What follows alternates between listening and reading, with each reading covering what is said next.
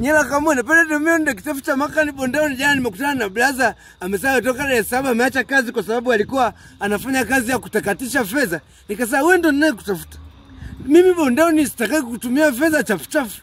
Na kupa hela zangu zote ukazitakatisha ili ziwe safi sabini tumiage noti mpya unanielewa bwana.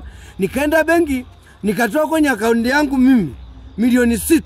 Nikaja nikamkabidhi nikasema Tegule uende ukatakatishe ziwe safi. Utatumia muda gani? Akasema nitatumia mwezi mmoja kwa sababu kwenye kile kimashine kwa siku kinasafisha noti 5 kipo Dar es Salaam. Nikasema chukua nenda kasafishe mwezi mmoja nirudishie. Na zikisha kuwa mpya mimi nataka haya mahindi yote nikate. Nianze kilimo upya.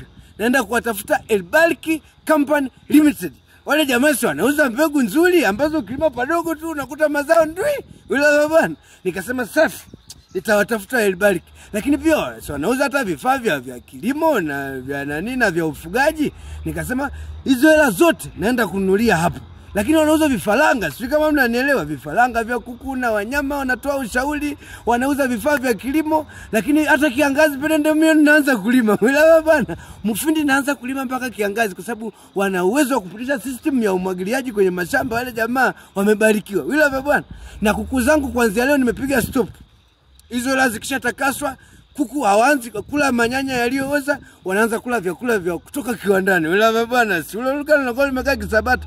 Kwa kuku naenda kuwanunulia kwa sababu wanauza vyakula vya wanyama. Kwa hiyo naenda kuchukua na wapatie kuku wangu. Si mnaona paka Bondoni na kwa na Lutogo. Kwa hapa nasubiri jamaa kwa sababu kimashina amesema kipo Dar es Salaam, hela zangu alienda nazo huko ili akazitakase ziwe mpya. Kwa hiyo nasubiri mwezi uishe aniletee niwekeze kwenye kilimo. Bondoni niko safi, ndimgasida ndina Lutogo la mlewe mafuta ngani mkule radio. Max Feed, lishe unayoiona, faida unayoihisi.